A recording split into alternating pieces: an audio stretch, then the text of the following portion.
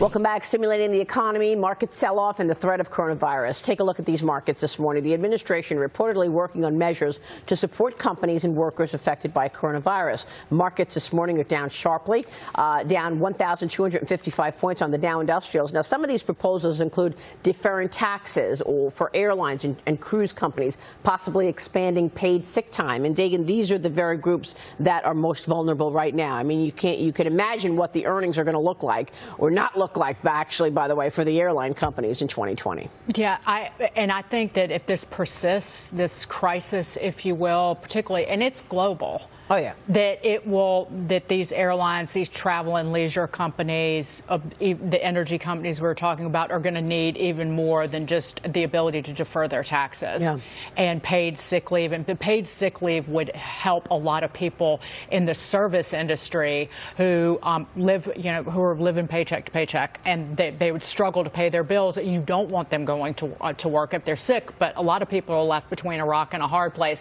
But it's going to be very tough long run. Yeah. Because we've got $23 trillion in debt and $1 trillion annual budget deficits. This is the very reason you don't run up those kinds of numbers when times are good, because you need to be able to borrow that money. And we'll be able to borrow it at very low rates. But then eventually you've taken on so much debt, and when interest rates go back up down the road, then you're in a world of trouble. It's really the uncertainty that's unnerving the stock marketing. Putting the bond market issues and the interest rate issues aside, when you don't know where this is going, you sell first and think later, Scott. I mean, at this point, the market is not sure what we're talking about in terms of the earnings picture around these oil companies and these airlines companies. So they're selling them. Yeah, and it's behavior. Yeah, Maria, it's behavior we've seen in full-on crises before, and that's what's scary about it too. Is as humans, we remember these really bad times. We remember 2008. We remember 2001 post-terrorist attacks. We remember some of the issues with the Asian currency crisis in the 90s, and certainly the crash of '87. And so we automatically, I believe, go there.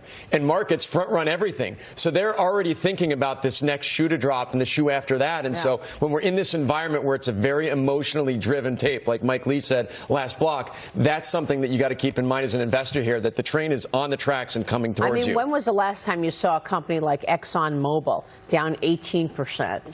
11%. Some of these energy companies today. Now, I know that oil prices are down 20%, so fine. But these are very cash-rich, strong balance sheets. These are not the companies we're talking about in terms of default. ExxonMobil. We're talking about the smaller oil companies. But these stocks are looking at reactions like there would be a possibility of upset here. These are not the companies we're talking about that could default. ExxonMobil. Well, and that's the thing, is that there's all this uncertainty. So the White House, Congress need to be careful, because we don't know what's going on. They want to have a bunch of stimulus. We don't know. But of course, the political ramifications for the election, states like Pennsylvania, New Mexico, I think the president's got to worry about layoffs there. Yeah, for sure. We will take a break. When we come back, we are talking about a quadruple-digit loss at the opening of trading for stock prices this morning. Futures are hitting limit down. In other words, you can't sell anymore. We got a decline of 1,255 points on the Dow.